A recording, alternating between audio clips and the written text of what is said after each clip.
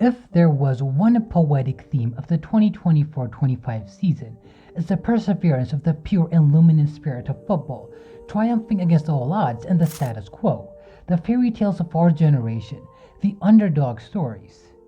Take a look back. Just a month ago in the northern Argentina city of Santiago del Estero, Platense beat Hurricane 1-0 to win Argentina's Apertura.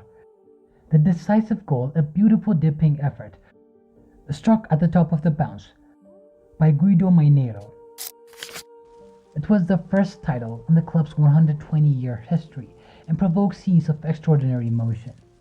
Platense are one of Argentina's quick-career clubs, one of those underdogs with an undertale behind their history, never destined to be railed with honors and trophies, but nonetheless defying the narrative. None of their fans expected anything like this, just as it has been for the rash of other rare winners across the world in recent months. For Newcastle, the end of a 70-year trophy drought. For Crystal Palace, a lifetime's first achievement. For Aberdeen, a bliss back to the glorious 80s. For Union Saint, for VfB Stuttgart, and many others. For a lot of those fans, those moments were of an indescribable elation and euphoria, and also a moment beyond them that brought the spirits of generations. A time for reflection, to remember friends and family long since past who would have loved to have been there. At a time like this, I think of my old man. I owe football to my old man. I thank life for everything I shared with him. It's the serenity of the human spirit, a timeless emotion among all, and these sentiments were shared by Crystal Palace, Newcastle, and other fans in their glorious hour of a once-in-a-lifetime success. Even in an age where money, sports washing, and capitalism has rotten the core of the beautiful game, you see the true human spirit shining through football. Fairy tales still exist. Now, imagine you are a supervillain.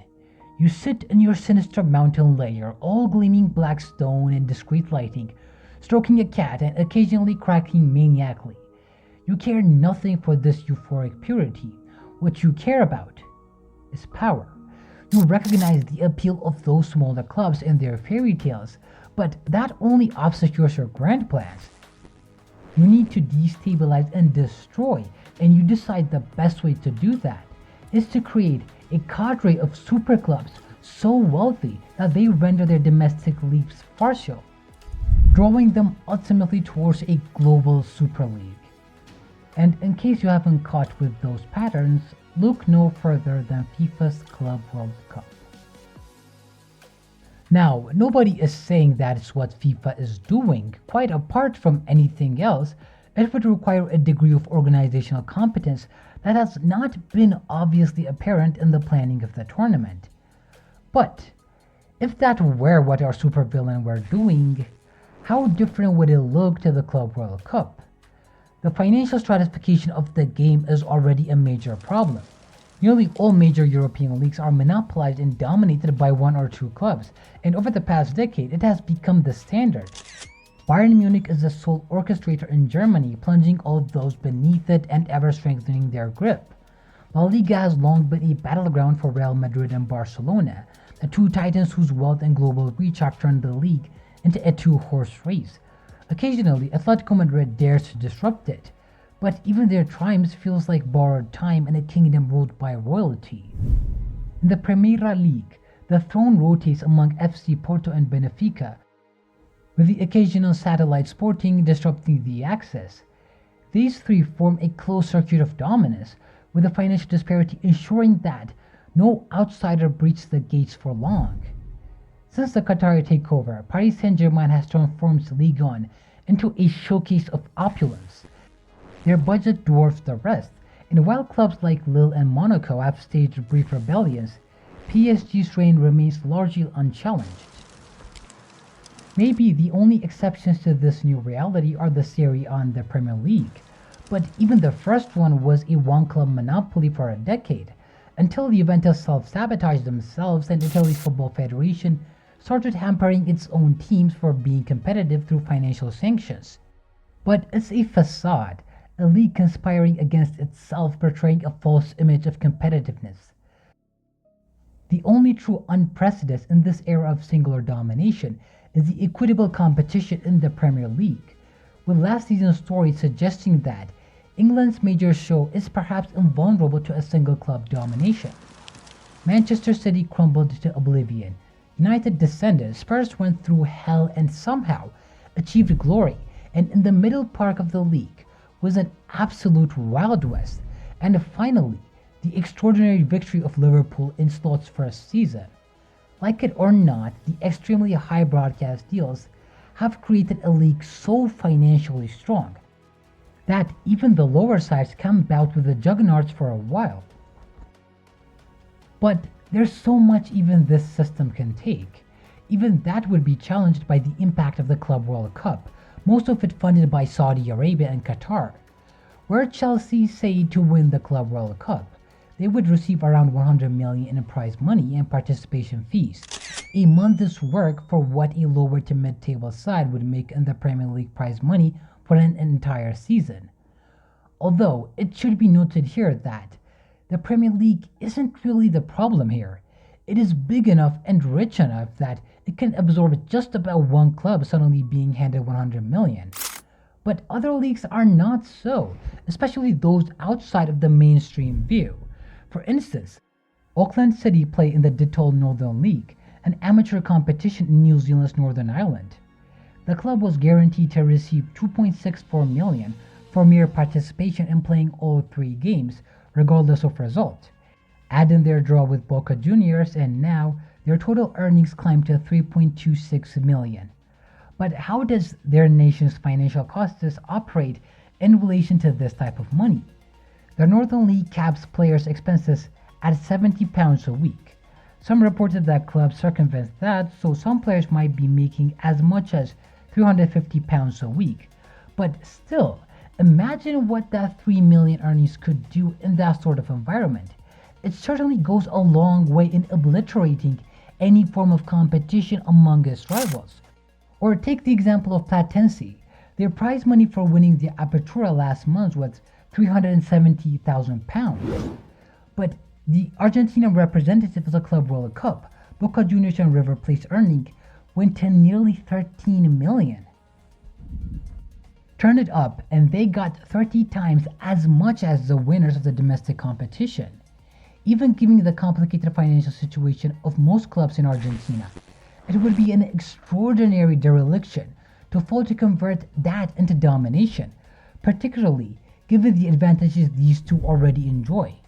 Go to their neighbors in Brazil and the impact causes seismic ripples. This summer's tournament has offered quite the boon for two of the four representatives. Flamengo and Palmeiras already lead the revenue stakes back at home, but based on the most recent figures, fellow participants Fluminense and Botafogo were 6th and 8th among their domestic rivals. However, each of them had earned 26.7 million from the tournament by the conclusion of the group stages, nearly half of their yearly earnings for Botafogo and more than 1/3 for Fluminense. Add in Fluminense's terrific semi-final run and their earnings climbed to 46 million, almost equaling to 85% of their 2023 revenue. The cataclysmic gulf of wealth this tournament is about to cause cannot be ignored. Theoretically, it's bound to create a super club singularity across the league of its participants, even if it remains as a competition held every 4 years, and rumors swirled of its aspirations to be biannual. For most sides, participation in the Club World Cup should become self-perpetuating. A couple of dozen clubs almost infinitely wealthier than their domestic rivals. What then would be the future? The death of football's core remnant. Football's age of competitive balance had been put to rest by the late 90s. England, Spain, Germany, and fellow leagues all propelled a few mighty clubs to rule over the remainders. And in that new age, the tale of underdogs and fairytales became as eroded and hard to find as ever. And with the financial stratification of the Club World Cup, is bound to create an even larger gulf among the elites and the rest, effectively creating a monopolization even in the other fairly competitive places. You're left wondering how much rarer will seeing underdog stories like Crystal Palace and Platense is gonna get. Our cat-stroking supervillain was thinking of a global Super League that would diminish the domination of UEFA and the Champions League, which would suit FIFA very nicely. Coincidentally, the FIFA president Gianni Infantino did try with limited success to establish an African Super League that risked upsetting the delicate balance among local leagues and destroying the rivalries that have sustained the game for decades. It's worth reiterating that nobody is saying that this is FIFA's grand plan. To their credit, both in theory and practice though, the idea of a Club World Cup has plenty to recommend it. Not as much as Infantino suggests, but there is a clear value in watching the best teams from America, Africa, and Asia doing battle with some of the big beasts from European football. But the value isn't and shouldn't be motivated and propelled through an obscene prize money. And certainly not at the cost of destroying the delicate balance of locals. That financial distortion of leagues does feel like the sort of thing that an effective global governing body should be considering, perhaps even guarding against. But the sad conviction is, FIFA unconsciously rather seems to be engineering exactly that.